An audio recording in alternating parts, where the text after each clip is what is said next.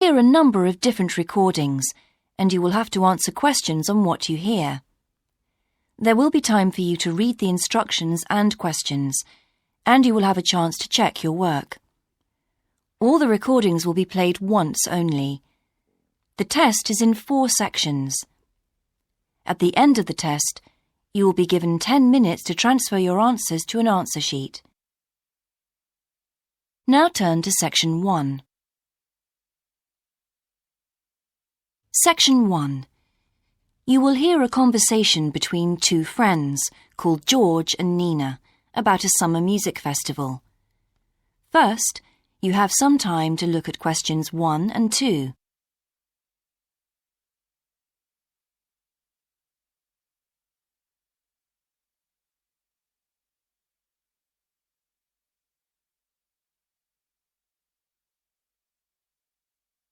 You will see that there is an example that has been done for you. On this occasion only, the conversation relating to this will be played first. Hi, George. Glad you're back. Loads of people have phoned you. Really? I felt just like your secretary. Sorry. I went into the library this afternoon to have a look at a newspaper and I came across something really interesting. What? A book? No, a brochure from a summer festival, mainly Spanish music. Look, I've got it here. George says that he found a brochure from a festival, so B has been circled as the answer. Now we shall begin. You should answer the questions as you listen, because you will not hear the recording a second time. Listen carefully and answer questions 1 and 2. Hi, George. Glad you're back. Loads of people have phoned you. Really? I felt just like your secretary. Sorry. I went into the library this afternoon to have a look at a newspaper and I came across something really interesting. What? A book? No, a brochure from a summer festival, mainly Spanish music. Look, I've got it here. Spanish music? I really love the guitar. Let's have a look. So what's this group, Guittarini? They're really good. They had a video with all the highlights of the festival at a stand in the lobby to the library, so I heard them. They play fantastic instruments, drums and flutes and old kinds of guitars. I've never heard anything like it before. Sounds great. Okay, shall we go then? Spoil ourselves? Yes, let's. The only problem is there aren't any cheap seats. It's all one price. Well, in that case, we could sit right at the front. We'd have a really good view. Yeah, though I think that if you sit at the back, you can actually hear the whole thing better. Yes. Anyway, we can decide when we get there. Before you hear the rest of the conversation, you have some time to look at questions 3 to 10.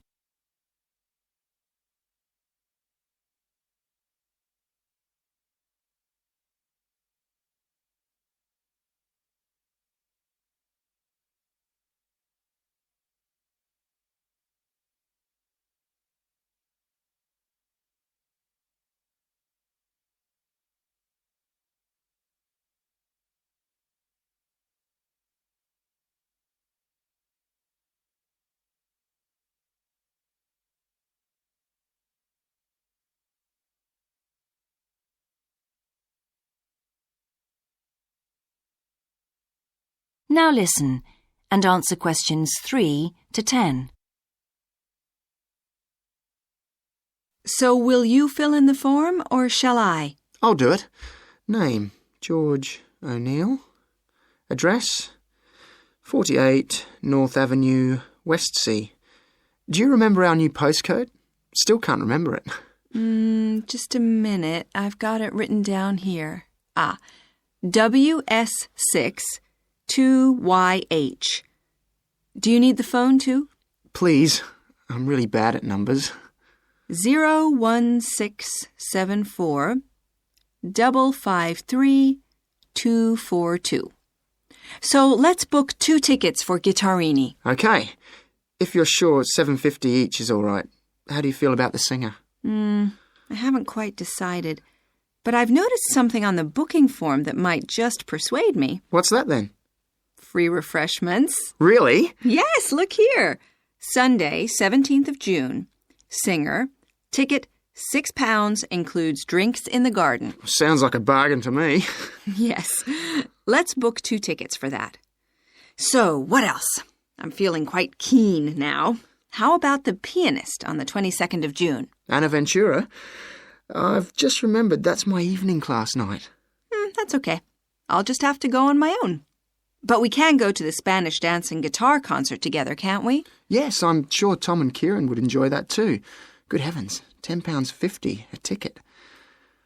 I can see we're going to have to go without food for the rest of the week. We'll need to book 4. Wish we were students. Look, children, students, and senior citizens get a 50% discount on everything. If only. That is the end of section 1. You now have half a minute to check your answer.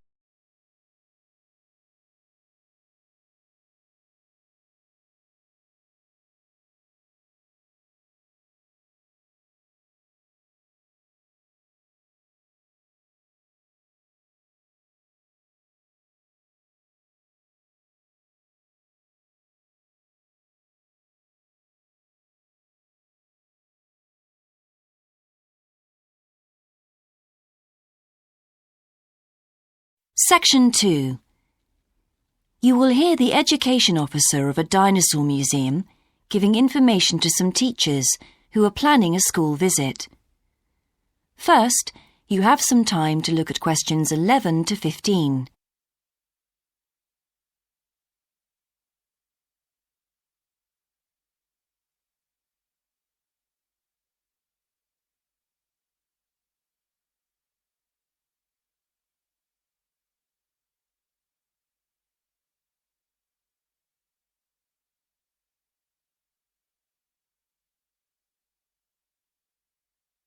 Now listen carefully and answer questions 11 to 15. Hello, and thank you for asking me to your teachers' meeting to talk about the Dinosaur Museum and to tell you a bit about what you can do with your students there. Well, let me give you some of the basic information first. In regard to opening hours, we're open every day of the week from 9 a.m. to 8 p.m. except on Mondays, when we close at 1:30 p.m. And in fact, the only day in the year when we're closed is on the 25th of December. You can book a guided tour for your school group any time that we're open. If you bring a school group to the museum, when you arrive, we ask you to remain with your group in the car park. One or more of the tour guides will welcome you there and brief you about what the tour will be about. We do this there because our entrance is quite small and we really haven't got much room for briefing groups in the exhibition area. As far as the amount of time you'll need goes, if you bring a school group, you should plan on allowing a minimum of 90 minutes for the visit. This allows 15 minutes to get on and off the coach, 45 minutes for the guided tour, and 30 minutes for after-tour activities. If you're going to have lunch at the museum, you will of course have to allow more time. There are 2 cafes in the museum with seating for 80 people. If you want to eat there, you'll need to reserve some seating, as they can get quite crowded at lunchtime. Then, outside the museum at the back, there are tables, and students can bring their own lunch and eat it there in the open air. Before you hear the rest of the talk, you have some time to look at questions 16 to 20.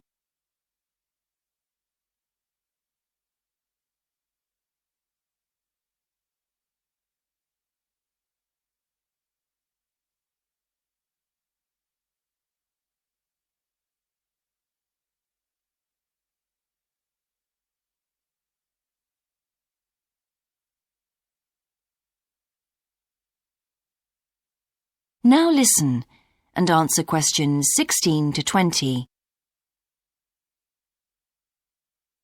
When the students come into the museum foyer, we ask them to check in their backpacks with their books, lunchboxes, etc. at the cloakroom before they enter the museum proper. I'm afraid in the past we have had a few things gone missing after school visits, so this is a strict rule. Also, some of the exhibits are fragile, and we don't want them to be accidentally knocked. But we do provide school students with handouts with questions and quizzes on them.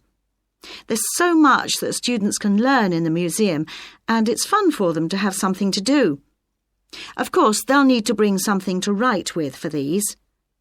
We do allow students to take photographs.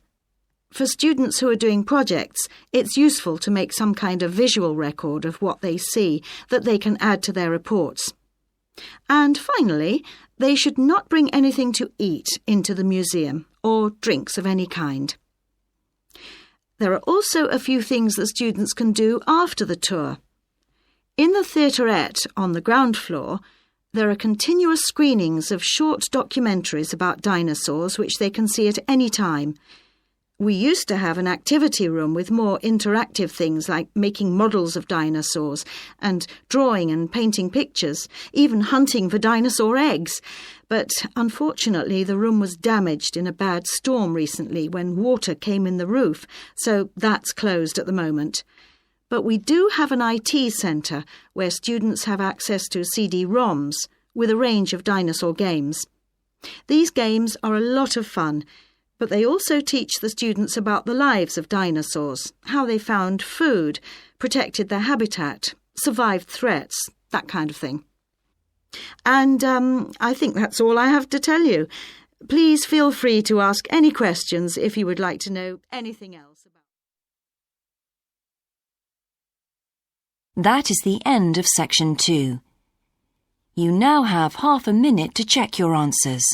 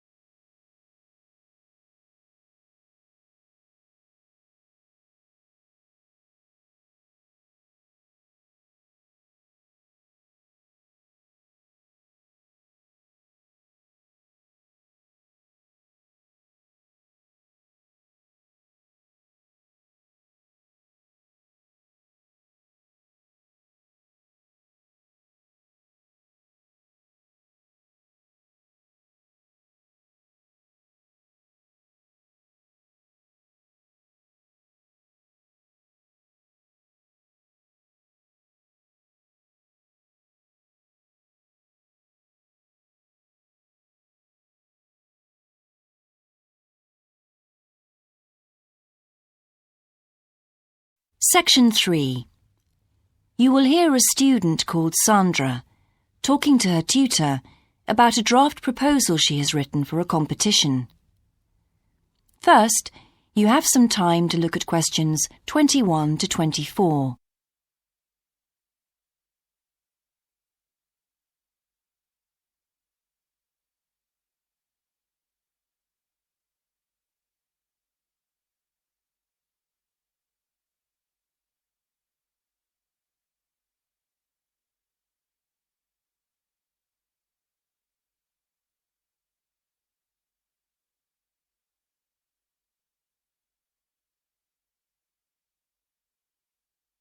Now listen carefully and answer questions 21 to 24.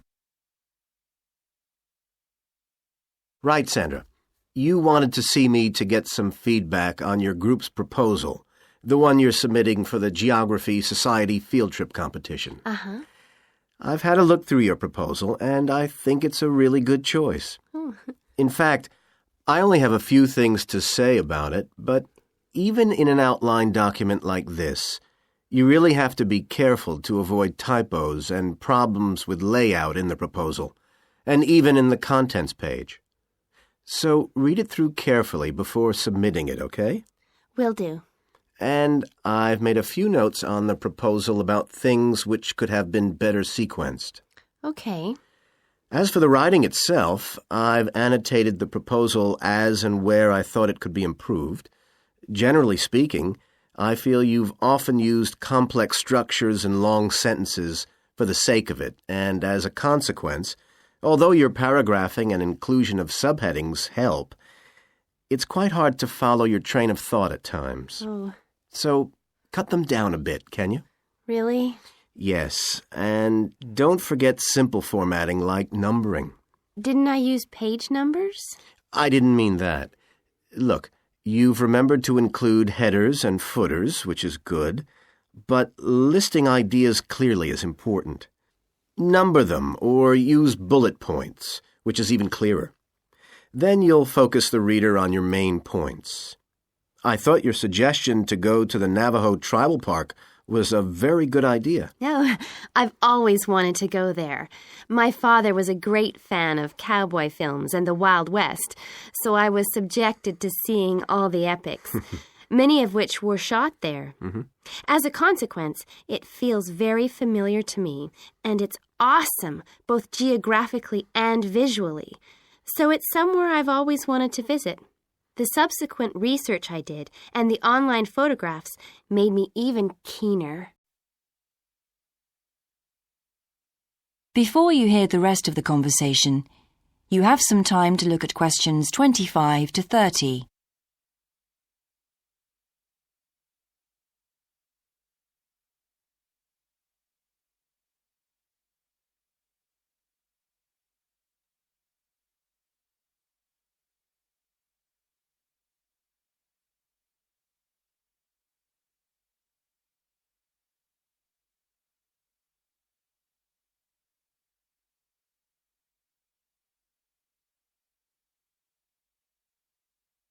Now listen and answer questions 25 to 30. Interesting. Right, let's look at the content of your proposal now. Did you find it comprehensive enough? Well, yes and no. You've listed several different topics on your contents page, but I'm not sure they're all relevant. No? Well, I thought that from the perspective of a field trip, one thing I needed to focus on was the sandstone plateau and cliffs themselves. The way they tower up from the flat landscape is just amazing. The fact that the surrounding softer rocks were eroded by wind and rain, leaving these huge outcrops high above the plain. It's hardly surprising that tourists flock to see the area. Well, yes, I'd agree with including those points. And then the fact that it's been home to Native American Navajos and all the social history that goes with that. The hardships they endured trying to save their territory from the invading settlers. Their culture is so rich. All those wonderful stories. Well, I agree it's interesting, but it's not immediately relevant to your proposal, Sandra. So, at this stage, I suggest you focus on other considerations. I think an indication of what the students on the trip could actually do when they get there should be far more central, so that certainly needs to be included and to be expanded upon. And I'd like to see something about the local wildlife and vegetation, too. Not that I imagine there's much to see. Presumably the tourist invasion hasn't helped. Okay, I'll do some work on those two areas as well. But you're right, there's not much apart from some very shallow-rooted species. Although it's cold and snowy there in the winter, the earth is baked so hard in the summer sun that rainwater can't penetrate. So it's a case of flood or drought, really. So I understand. Now, before we look at everything in more detail, I've got a few factual questions for you. It would be a good idea to include the answers in your finished proposal, because they're missing from your draft. Fine. So you mentioned the monoliths and the spires, which was good. But what area does the tribal park cover? Do you know? 12,000 hectares, and the plain is at about 5,850 meters above sea level. Larger than I expected. Okay, where's the nearest accommodation? That's a practical detail that you haven't included. Have you done any research on that? Yes, there's nowhere to stay in the park itself, but there's an old trading post called Goulding quite near. all kinds of tours start from Goulding, too. What kind of tours? Well, the most popular are in four-wheel drive Jeeps, but I wouldn't recommend hiring those.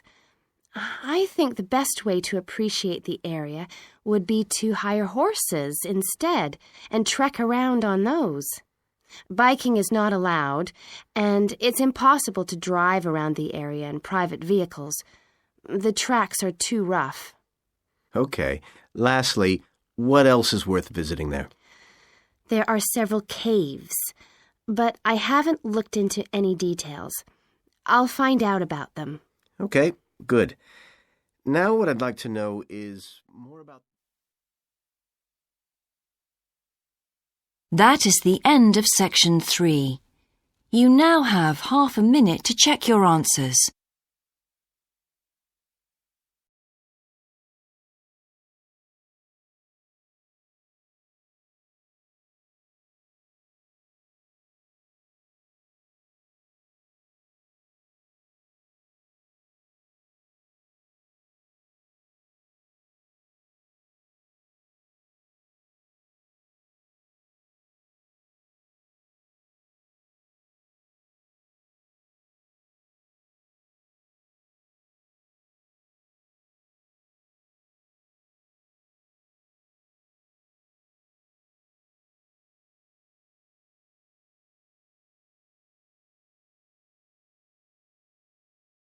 Section 4. You will hear a lecturer's introduction to a geography module. First, you have some time to look at questions 31 to 40.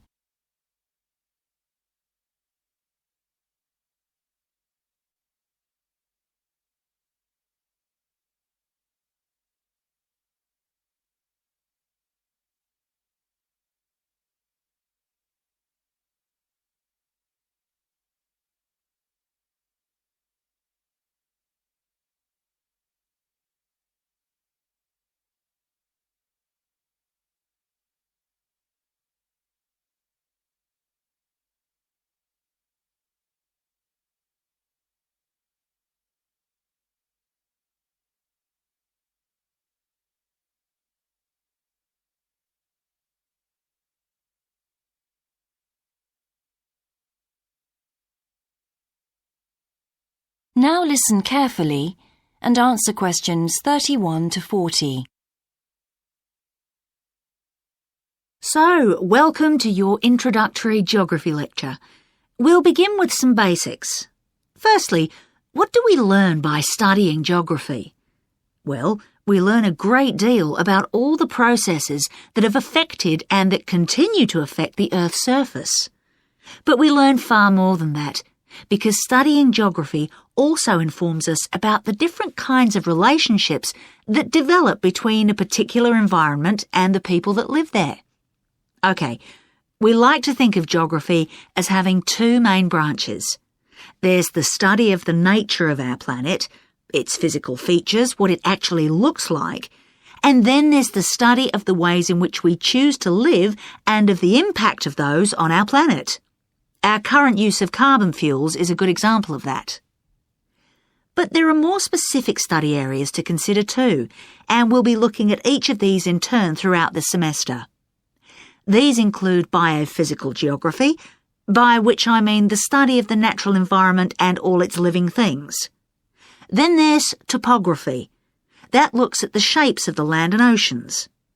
There's the study of political geography, and social geography too, of course, which is the study of communities of people.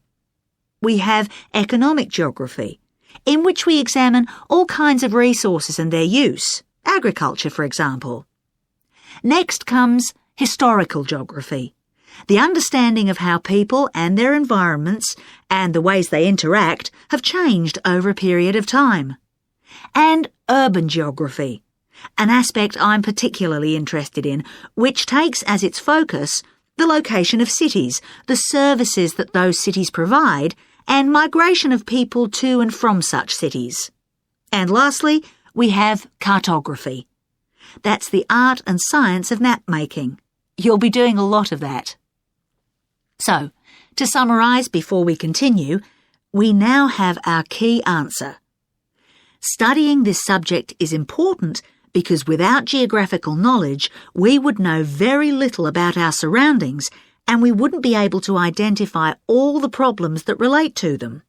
So, by definition, we wouldn't be in an informed position to work out how to solve any of them.